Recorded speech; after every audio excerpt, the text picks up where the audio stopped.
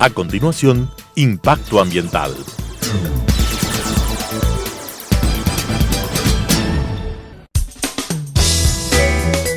Clasificación A. Apto para todo público.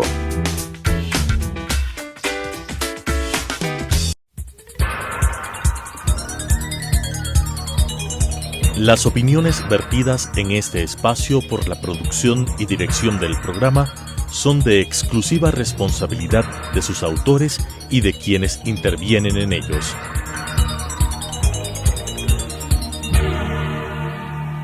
Telesucesos Canal 29 UHF presenta Impacto Ambiental, un programa enfocado en el análisis, la educación y la discusión sobre la realidad ambiental y social del país y del mundo, con la conducción de Francisco Bustamante Romo Lerú. Impacto Ambiental.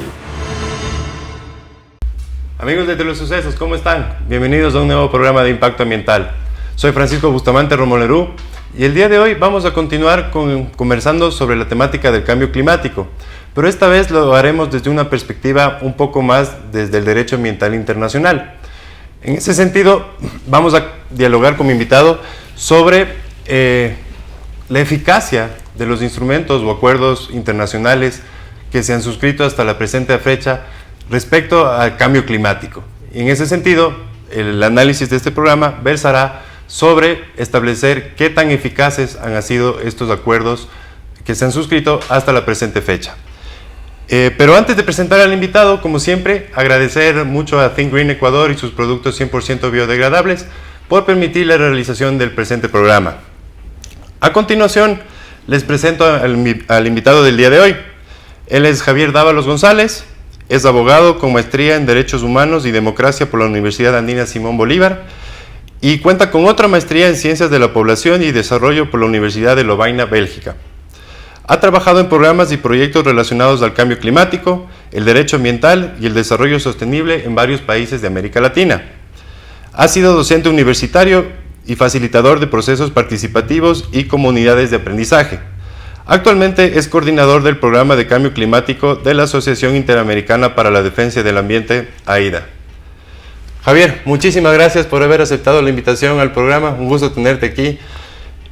Y quisiera empezar preguntándote, desde tu punto de vista, y yendo al grano, ¿qué tan eficaces han sido los acuerdos o instrumentos internacionales que se han suscrito hasta la presente fecha en materia de cambio climático? Bien, Francisco, muchísimas gracias por la invitación a participar en este espacio. Un saludo a las personas que nos ven y que van a participar de este diálogo sobre un tema tan complejo como la regulación internacional del cambio climático. La pregunta que planteas es difícil de responder. Quisiera yo tal vez empezar con una contextualización breve de qué es lo que intenta regular las leyes, las normas internacionales en relación al cambio climático. Perfecto. Para que luego veamos por qué es tan difícil y por qué esta eficiencia es tan cuestionada. Existen estos que se llaman los bienes comunes globales, que no le pertenecen a ningún país, que no le pertenecen a ningún individuo, y entre ellos está el clima. Nosotros nos referimos al clima normalmente como el tiempo, ¿no? Si hace calor, hace frío, llueve. Pero en realidad la definición más científica del clima es un promedio de la temperatura a nivel global, que es la que permite que se desarrolle la vida en el planeta como nosotros la conocemos. Entonces este es uno de los bienes globales. Otro es la atmósfera, otros son los océanos, otro es la biodiversidad. Y entonces, como estamos hablando de bienes globales, hay una necesidad de cooperación entre los estados, de cooperación entre los países para el mantenimiento de este tipo de bienes. Y así es como nace el régimen internacional de cambio climático. Es como una construcción de normas, de leyes que permiten de alguna manera regular el comportamiento de los países y de las personas para que mantengamos la atmósfera de una manera adecuada, para que el clima sea adecuado para la vida. Entonces, la eficiencia de ese régimen, que tiene súper complejo, algunos años desde el 92, cuando se establece la Convención Marco de Naciones Unidas sobre Cambio Climático, ha sido compleja, efectivamente. Hemos empezado en el año 92 a establecer una normativa que dice: tenemos que dejar de emitir gases de efecto invernadero. Entonces pasamos de la idea del clima al cambio climático. La humanidad ha emitido tantos gases de efecto invernadero que ha hecho que la atmósfera empiece a funcionar de una manera distinta y que el planeta se empiece a calentar en unos niveles nunca antes vistos desde lo que dice la ciencia, ¿no? La ciencia nos muestra un patrón de calentamiento del planeta hasta antes de los niveles preindustriales, digamos, más o menos estable, y a partir de la industrialización una subida muy grande en esos niveles de calentamiento del clima. Entonces se hace una correlación con la actividad humana a raíz de la industrialización, con causas fundamentales como la combustión de los combustibles fósiles, el carbón, el petróleo y el gas, la deforestación, la intensiva ganadería y la utilización del nitrógeno en la agricultura. Son como las causas principales. Entonces, en el año 92 los países se reúnen en la conferencia de Río de Janeiro y dicen: vamos a regular esto a través de un régimen internacional, vamos a establecer normas, y la primera es la convención marco sobre el cambio climático. Desde el 92 hasta acá podemos ya ahora empezar a hablar sobre la eficacia y vemos que las emisiones no han parado de subir. Pero este instrumento, Javi, ¿era vinculante? Es decir, ¿ya tenía obligaciones per se desde el año 92 o no tenía? Claro, jurídicamente esta idea de vinculante si es que le obligan a los países, ¿no? Y es un instrumento que es vinculante en el sentido de que debe ser cumplido, pero no hay una medida específica que indique cuánto se debe reducir en las emisiones de los países. O sea, fue un primer intento al menos de tratar de poner un límite a las emisiones de gas de efecto invernadero, o al menos ya tratar el tema, quiero decir. Claro, los países se reúnen en el 92 y dicen: tenemos que estabilizar las emisiones que estamos sacando a la atmósfera. En ese momento Estados Unidos era el principal emisor, en la actualidad lo es China, y hay como un momento muy importante para el derecho ambiental internacional, porque en el año 92 se produce la Convención Marco de Naciones Unidas sobre el Cambio Climático, la Convención para la Protección de la Biodiversidad y la Convención sobre la Desertificación. Son tres grandes instrumentos, la base del derecho ambiental internacional. Aparte de la Declaración de Río también. Y la Declaración de Río, que como tú bien mencionas es una declaración de buenas intenciones. Los otros tres son convenciones, que son tratados internacionales que establecen esta idea de ser vinculantes, pero la particularidad en ese momento es que la Convención Marco no dijo qué era lo que se tenía que hacer para reducir o estabilizar las emisiones. Que eso es justamente lo que viene a tratar de hacer Kioto, ¿no es cierto? El protocolo de Kioto, que viene a ser como el segundo instrumento internacional de importancia en esta materia de cambio climático, ¿verdad?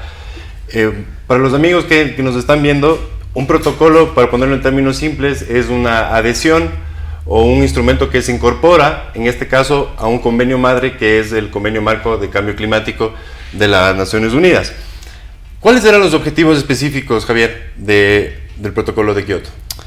El protocolo de Kioto viene, como tú dices, a complementar la Convención Marco. La Convención Marco dice: tenemos que estabilizar la emisión de gases, pero no dice cómo. El protocolo de Kioto establece los mecanismos a través de los cuales principalmente los países desarrollados, porque es algo que hizo la Convención sobre Cambio Climático, dividir a los países entre los países desarrollados, que son quienes han emitido además históricamente más que los países en vías de desarrollo, qué era lo que tenían que hacer. Entonces, por primera vez el protocolo de Kioto dice: tienen que reducir en un 5% sus emisiones, como mínimo en un 5% en relación al año 1990. Ese era el punto de comparación. Estamos hablando del año 1997, cuando se redacta y se aprueba el protocolo de Kioto, que no entra en vigor sino hasta el año 2005. Eso es también interesante porque los tratados internacionales se firman, pero tiene que pasar... El proceso de ratificación. Exacto, los procesos de ratificación hasta que finalmente entran en vigor. Se estaba esperando a que el 55% de las emisiones a nivel global, los países que las emitían, ratificaran el acuerdo para decir: ok, entra en vigor el protocolo de Kioto en el año del 2005, entra en vigor. Y a partir de eso se establecen algunos mecanismos sobre cómo los países tienen que llegar a cumplir esta meta de reducir el 5% de sus emisiones. Además, entiendo que el protocolo de Kioto incorporó los denominados mecanismos flexibles, ¿no es cierto? Exacto.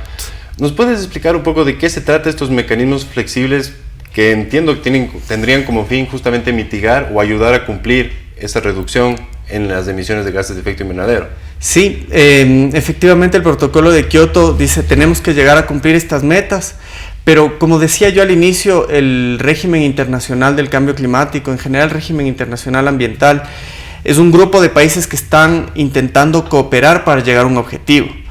El asunto es que en el argot del cambio climático se ha dicho que estas son unas negociaciones, y ahí vamos a ir entrando también un poco en la materia de la eficacia de este régimen, porque para llegar a cumplir con los objetivos de reducción de emisiones tiene que haber precisamente una cooperación entre los estados que más contaminan, quienes menos contaminan, y en ese momento el foco estaba puesto en quienes más contaminaban.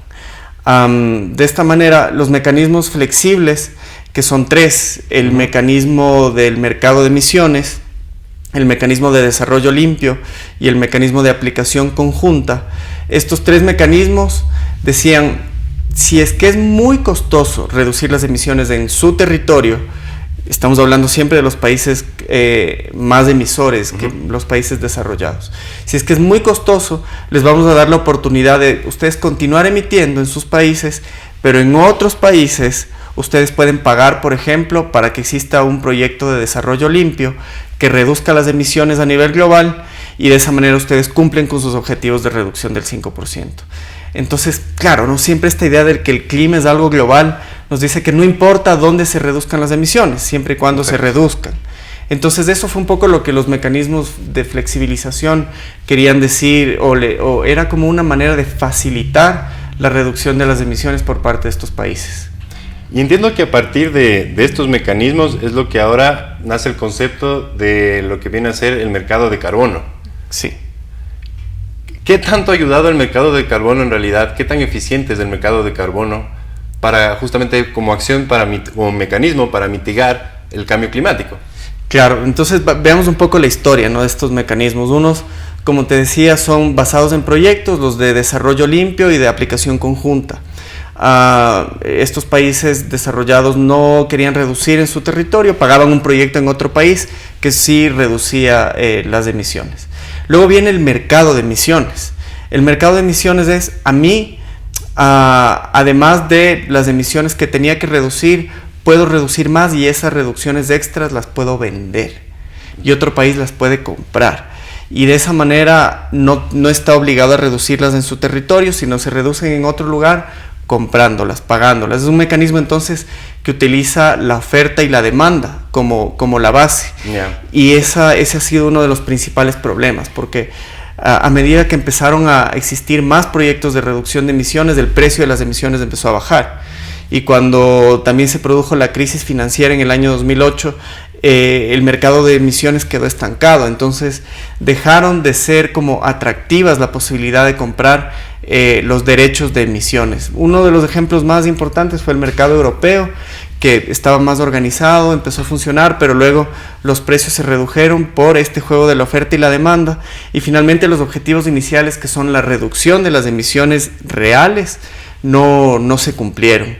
Ese fue tal vez uno de los principales problemas en el mercado de carbono desde el punto de vista económico, pero luego desde el punto de vista socioambiental. Exacto. Hay también muchísimos problemas alrededor de este tipo de mercados, porque los países desarrollados o quienes pueden comprar los derechos de emisiones, por lo general promueven la reducción de emisiones en otros territorios donde no existen las salvaguardias socioambientales adecuadas y no existen además mecanismos para evitar la doble contabilidad, que ese es otro tema interesante en el mercado de emisiones. Pero como mecanismo para combatir el cambio climático, ¿cuál es tu criterio? Yo creo que no debería ser el mecanismo fundamental. Y eso es algo que se logra conseguir con el paso del protocolo de Kioto al Acuerdo de París. 2016 ya es eso, ¿no? Claro, es el tercer documento importante, ¿no? El tercer documento en este régimen del que estamos hablando. En el 2015, en la COP21 en París, la COP es la reunión donde los países acuden cada año para definir cómo evoluciona este régimen internacional, ¿no? Entonces, en la COP21 en 2015 se firma un nuevo acuerdo ante los múltiples problemas que tuvo el protocolo de Kioto para su implementación. Hemos hablado ya un poco del mercado de emisiones, pero el protocolo de Kioto estaba enfocado en más que nada los países desarrollados. y un poco la tendencia en el marco de Naciones Unidas, porque toda esta negociación se da en el marco de la ONU. Es decir, que todos los países tenemos responsabilidades en relación al cambio climático, que son diferenciadas, porque unos han emitido más que otros históricamente, porque son comunes. Entonces, en el Acuerdo de París se dice, vamos a tener que pedir a todos los países que reduzcan sus emisiones. Y entonces, eso quiere decir que el sistema de compra y venta de emisiones no tiene que ser el fundamento, sino el hecho de que todos los países hagan unas contribuciones nacionalmente determinadas. Las siglas son NDC por su nombre en inglés, y este es el principal instrumento que ahora nos trae el Acuerdo de París, las NDC. Los países, cada uno tiene que hacer una planificación climática acorde a su realidad, pero que demuestre la voluntad de acción de todos los países. ¿Y cómo son los NDCs del Ecuador? ¿Qué tan ambiciosos? Esa es una palabra muy importante. La ambición climática es un término que ha venido creciendo desde el año 92 hasta ahora, el 2019, el 2020. Los países tienen que tener más ambición, los estados tienen que tener más ambición al momento de determinar cómo van a planificar su acción climática.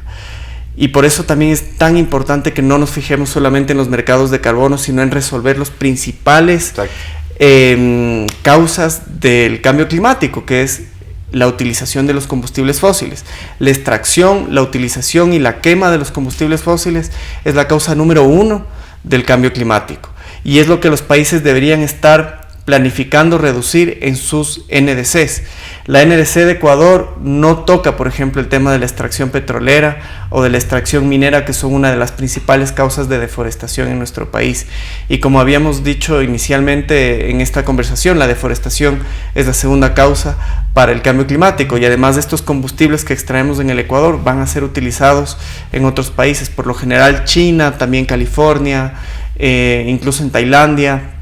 Son los principales destinos del petróleo que nosotros sacamos, pero si bien esas emisiones no se contabilizan aquí, terminan afectando y además como aumentando el calentamiento global y el cambio climático por ende.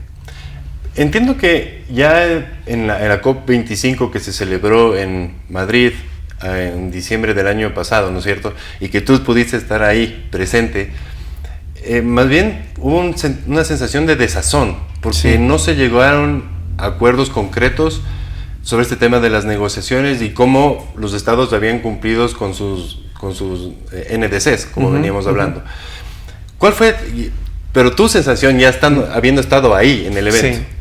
Efectivamente, las COP son estas reuniones grandes donde delegados de todos los estados participan y donde afortunadamente desde el inicio hay la posibilidad de que acudamos otras personas en calidad de observadoras. Por lo general son miembros de organizaciones internacionales, de organizaciones no gubernamentales, de la academia, que acuden con el ánimo de incidir en las decisiones que se toman en estas grandes reuniones a nivel mundial. Yo afortunadamente pude estar presente en esta COP, donde efectivamente la sensación es agridulce al final, ¿no? Los estados se reúnen para negociar cómo van a cooperar para que el régimen climático cumpla sus objetivos, pero finalmente vemos que están buscando hacer lo mínimo. Y una de las muestras en la COP25 es que el principal foco de negociaciones era los mercados de carbono, cómo se va a aplicar el artículo 6 del Acuerdo de París, que trae un poco la idea del mercado de emisiones del Protocolo de Kioto. Los países no lograron ponerse de acuerdo en cómo iban a hacer para que ese mecanismo no sufra de doble contabilidad, que antes mencionábamos es un problema. Es decir, yo contabilizo la reducción de emisiones en mi país, pero al mismo tiempo en el país que está comprando esas emisiones. Eso redundaría en una falsedad en cuanto al cumplimiento de los objetivos del Acuerdo de París, que además ya están muy bien fijados. Que no sobrepasemos del 1.5 grados de aumento en relación a los niveles preindustriales. Entonces, el principal foco era los mercados de carbono, cuando en realidad lo que la gente pedía, la sociedad civil lo que pedía era ambición climática. Vamos a demostrar que estamos ante una crisis, que en 10 años vamos a llegar a un punto donde no vamos a poder retroceder y el planeta se va a seguir calentando. Entonces vamos a manifestar ambición climática, y eso es acciones concretas. Dejar el petróleo bajo tierra, por ejemplo. No explotar minas en lugares que sean de una importancia enorme en relación a la biodiversidad, a dejar de explotar carbón o de utilizar el carbón como un mecanismo para generación de electricidad. Esas serían como medidas de acción climática muy concretas que el secretario general de Naciones Unidas las pidió y que muy pocos países respondieron en ese sentido. ¿Y cómo ves el panorama a futuro? ¿Qué tan factible es que se llegue a un verdadero acuerdo internacional respecto a acciones concretas, como tú mencionabas, respecto a mitigación, adaptación y resiliencia sobre el cambio climático que ahora se utiliza, ¿no? Claro, es muy importante lo que dices porque hemos hablado solamente de mitigación. La adaptación es otro punto clave de este régimen internacional, porque el cambio climático de alguna manera ya está sucediendo y nos tenemos que adaptar. Y además quisiéramos que los ecosistemas y la biodiversidad también se puedan adaptar.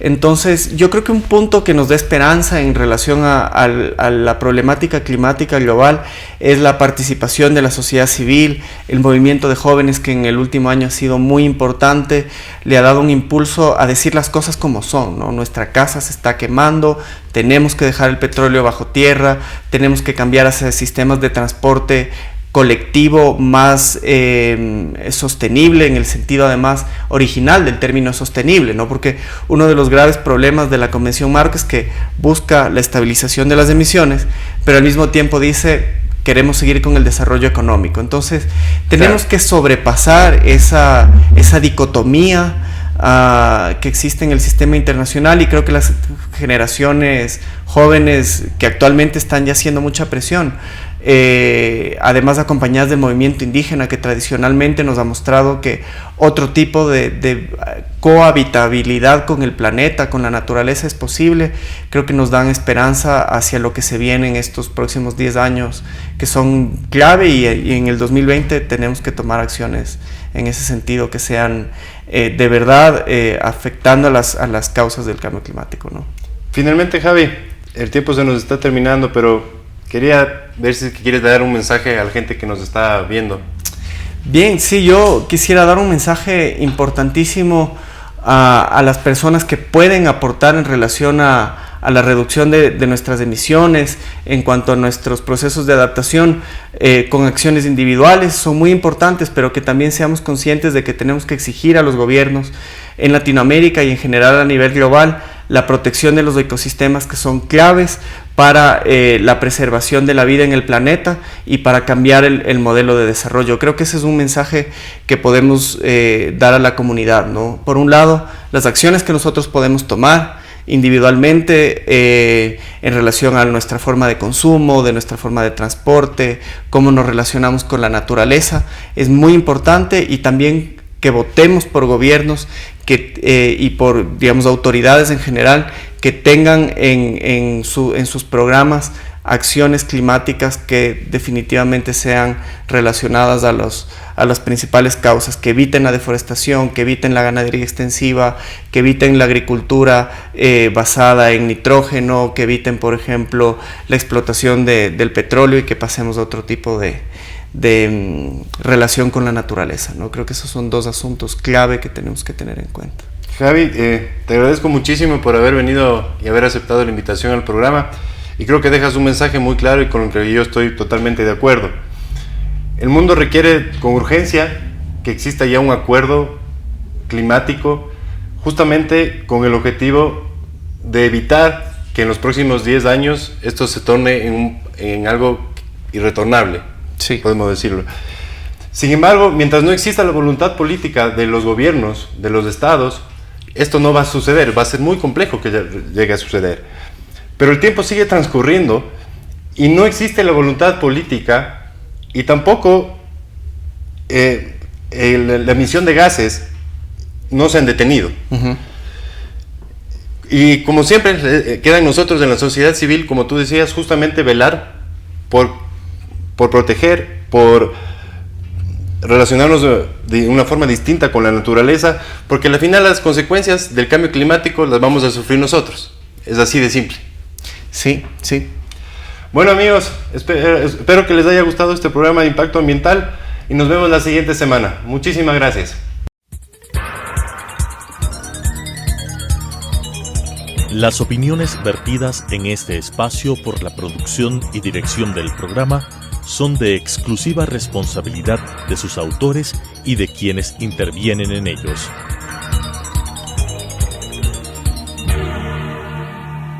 Telesucesos Canal 29 UHF presentó Impacto Ambiental, un programa enfocado en el análisis, la educación y la discusión sobre la realidad ambiental y social del país y del mundo, con la conducción de Francisco Bustamante Romo Lerú. Impacto Ambiental